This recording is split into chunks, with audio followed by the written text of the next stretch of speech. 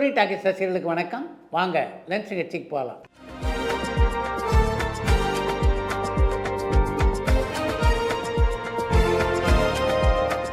என்னம்மா முதல் கேள்வி? தமிழ் மியூசிக் டைரக்டர்ஸ் விஜய் சாரை பிளேபேக் சிங்கராக யூஸ் பண்ணுற ஒரு ஆப்பர்ச்சுனிட்டியை மிஸ் பண்ணிட்டாங்கன்னு நான் நினைக்கிறேன். ஏன்னா ஒரு சிங்கராக அவர்கிட்ட நிறைய பொட்டென்ஷியல் இருக்குது. மெயினாக மெலடி சாங்ஸில் அவரோட வாய்ஸில் ஒரு தனியான ஒரு யூனிக்னஸ் இருக்குன்னு கேஜிஎஃப்லேருந்து லிவிங்ஸ்டன் கேட்டிருக்காங்க. விஜயனுடைய பாடும் திறமையை நம்முடைய இசையமைப்பாளர்கள் சரியாக பயன்படுத்திக்கல அப்படின்னு சொல்ல முடியாது. அவர் நடிக்கின்ற பல படங்களில் அவரை நம்முடைய இசையமைப்பாளர் பாட வைத்திருக்கிறார்கள். மற்ற கதாநாயகர் நடிக்கின்ற படங்களே நம்முடைய இசையமைப்பாளர் அவர் ஏன் பாட வைக்கலன்னா அதுக்கு பல காரணங்கள் இருக்குது. விஜய் எப்படிப்பட்ட ஒரு பிஸியான நடிகர் அப்படின்றது உங்களுக்கு நல்லா தெரியும். அதனால் அவர் அழைத்து ஒரு பாடலை பாட வைப்பது என்பது அவ்வளவு எளிதான விஷயம் இல்லை. அதன் காரணமாக தான் பல இசையமைப்பாளர்கள் அவருடைய அற்புதமான குரலாற்றலை பயன்படுத்தி கொள்ளவில்லை. இந்தியன் 2, விடாமுயற்சி, வேட்டையன், கூலி இந்த எல்லா படமும் 150 கோடிக்கு மேலே வசூல் செஞ்சுருக்கு. ஆனால் தேவையில்லாமல் பேன் இண்டியா நடிகர்களை போட்டு அவங்களுக்கு சம்பளத்தை கொடுத்து லாபம் வரலன்னு சொல்கிறது சரியான அரந்தையிலேருந்து சேகர் கேட்டிருக்காங்க. இது உங்களுடைய பார்வை.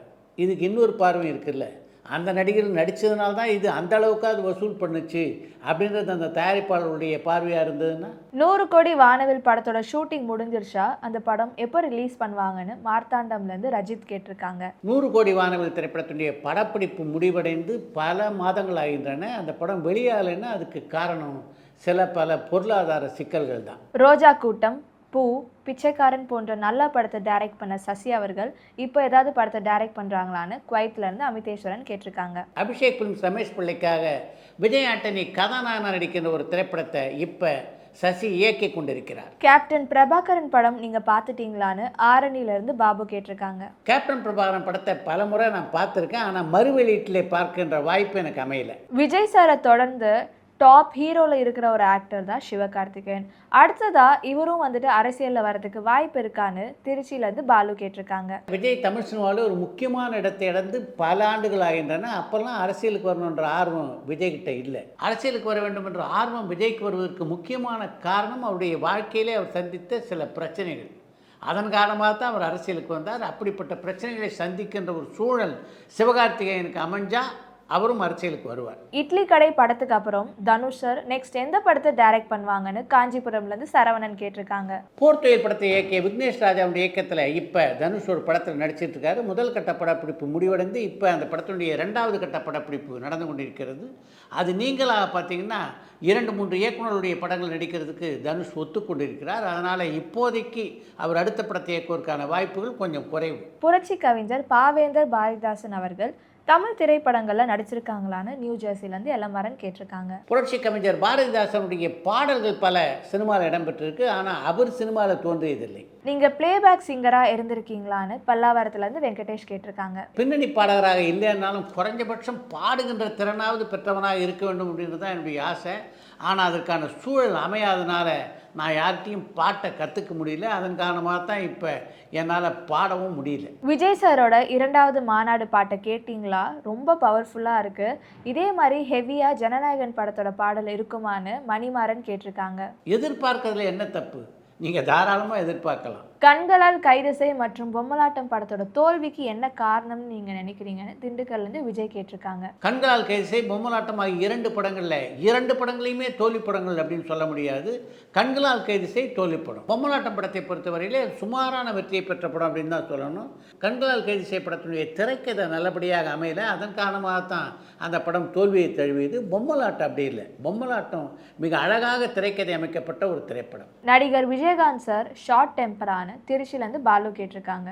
அடிக்கடி கோபம் வர்றது தான் ஷார்ட் டெம்பர் அப்படின்னு நீங்கள் சொல்கிறீங்கன்னா உண்மைதான். விஜயகாந்துக்கு அடிக்கடி கோபம் வரும். ஆனால் அந்த கோபம் இருக்க அது விஜயகாந்துக்கிட்ட சில வினாடிகள் கூட நீடித்து நான் பார்த்ததில்லை. பாப்புலர் டைரக்டர்ஸ் அண்ட் ஹீரோக்கு என்னதான் ஆச்சு? ஏதோ வேற உலகத்தில் இருக்கிற மாதிரி இருக்காங்களே, இதுக்கு என்ன காரணம்னு அரந்தையிலேருந்து சேகர் கேட்டிருக்காங்க. எல்லாரும் அப்படி இருக்கிறதா நான் நினைக்கல. ஆனால் ஒரு சிலர் நீங்கள் குறிப்பிட்டிருக்க மாதிரி இருக்காங்க அப்படின்றது உண்மைதான். அதுக்கு என்ன காரணன்றதை அவங்க தான் சொல்லணும். ஓடிடி அண்ட் சேட்டலைட்டோட மார்க்கெட் இப்போவும் டவுனில் தான் இருக்கான்னு காஞ்சிபுரம்லேருந்து சரவணன் கேட்டிருக்காங்க. ஓடிடி மற்றும் சேட்டலைட்டுடைய மார்க்கெட் சரிந்தபடி தான் இருக்குது. இன்னும் அதில் எந்த முன்னேற்றமும் காணப்படவில்லை. விகடன் புக்ஸை எப்படி காண்டாக்ட் பண்ணுறது? நீங்கள் ரசிகர்களுக்காக தினமும் இன்று ஒரு தகவல் நீங்கள் எப்படி கலெக்ட் பண்ணுறீங்கன்னு மடிப்பாக்கம்லேருந்து புவனேஸ்வரி கேட்டிருக்காங்க. இன்று ஒரு தகவலை பொறுத்தவரையிலே பல புத்தகங்களை படித்து அதிலிருந்து கிடைக்கக்கூடிய தகவல்களைத்தான் திரட்டி உங்களுக்கு நான் தரேன். விகடன் புக்ஸ் எங்கே கிடைக்கும் அப்படின்னு கேட்டிருக்கீங்க. கூகுளில் தேடினாலே விகடனுடைய விலாசம் உங்களுக்கு தெரியும். அங்கே போனீங்கன்னா வாங்கலாம். லதா ரஜினி மேம்க்கு நல்ல வாய்ஸ் இருக்குது, அப்படி இருந்தும் அவங்க ஏன் பாடுறது கண்டினியூ பண்ணலன்னு கோவை புத்தூர்லேருந்து பாபு கேட்டிருக்காங்க. லதா ரஜினிகாந்தை பொறுத்த வரைக்கும் குடும்பத்தை நிர்வகிப்பதை தாண்டி பல சமுதாய பணிகள்லையும் அவங்க ஈடுபட்டிருக்காங்க. அதனால் பாடுவதற்கு அவங்களுக்கு போதிய நேரம் கிடைக்கல. அதன் காரணமாகத்தான் தொடர்ந்து பல படங்களில் லதா ரஜினிகாந்த் பாடவில்லை. கே பாலச்சந்தர் சார் டைரக்ஷனில் பிரபு சார் நடிச்சிருக்காங்களான்னு குவைத்திலிருந்து அமிதேஸ்வரன் கேட்டிருக்காங்க. கே பாலச்சந்தருடைய இயக்கத்திலே பிரபு நடித்த படம் தான் டுவேட். அந்த படத்தில் தான் பிரகாஷ் ராஜ் அறிமுகமானார். ப்ரொடியூசர் கேஆர் நல்ல அழகு, அப்படி இருந்தும் ஏன் அவர் சினிமாவில் நடிக்க வரல? அட்லீஸ்ட் கெஸ்ட் ரோலுக்காவது அவர் வரலாமே. நான் சொன்னதுக்கு அவர்கிட்ட இருந்து ஒரு வாய்ஸ் நோட் கிடைக்குமான்னு கோவை புத்தூர்லேருந்து பாபு கேட்டிருக்காங்க. தயாரிப்பாளரும் இயக்குனருமான கேஆரை பொறுத்த வரைக்கும் அவருக்கு திரைப்படங்களில் நடிப்பதிலே அவ்வளவாக ஆர்வம் இல்லை. அதன் காரணமாக தான் அவர் திரைப்படங்களில் நடிக்கலை.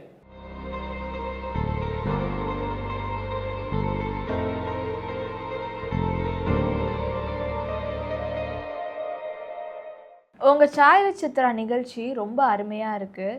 நிறைய பேர்கிட்ட இருந்து நீங்கள் நிறைய நல்ல விஷயங்கள் நீங்கள் வெளில கொண்டு வரீங்க. நிறைய பேர் உங்கள் நிகழ்ச்சியை பார்த்துட்டு பாராட்டுறாங்க.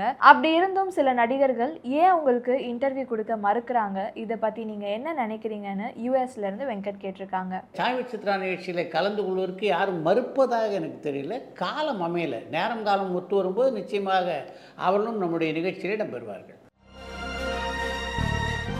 அடுத்து இன்று ஒரு தகவல்.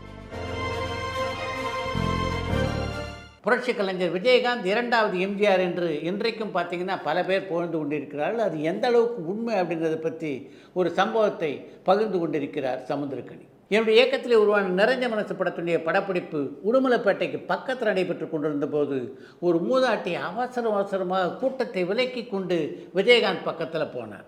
அப்பா, இந்த ரேஷன் காரம் பண்ணுற தொல்லை இருக்க, அதை தாங்க முடியல, குறைச்ச அளவாக ஊற்றுறான், நீ ஒரு 4 அடி போட்டு சரியான அளவில் ஊற்றுறான்னு சொன்னாதான் அவன் திருந்துவான், என் கூட வாப்பா என்று விஜயகாந்தை அழைத்தார் அந்த மூதாட்டி. சமூகத்தில் அக்கிரமம் நடந்தால் அதை பொறுத்துக்க மாட்டார், தைரியமாக தட்டி கேட்பார் அப்படின்னு விஜயகாந்த் மீது அந்த வயசான அம்மாவுக்கு எவ்வளோ நம்பிக்கை.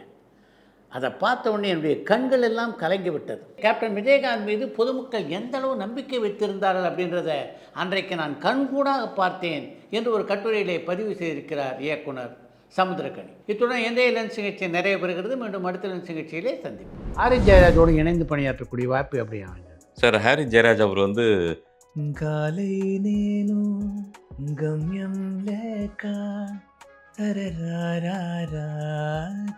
அந்த பாட்டு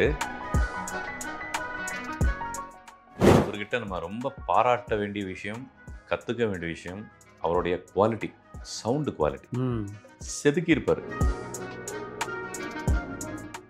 ரஹ்மான் சாரும் அப்படிதான். அவர் தான் ஆரம்பம். கண்டு கொண்டேன் படத்தில் ரஹ்மான் சார் பண்ணதெல்லாம் சின்ன விஷயங்கள்லாம் அந்த இப்போ கூட சில பேர்னால் கொடுக்க முடியல.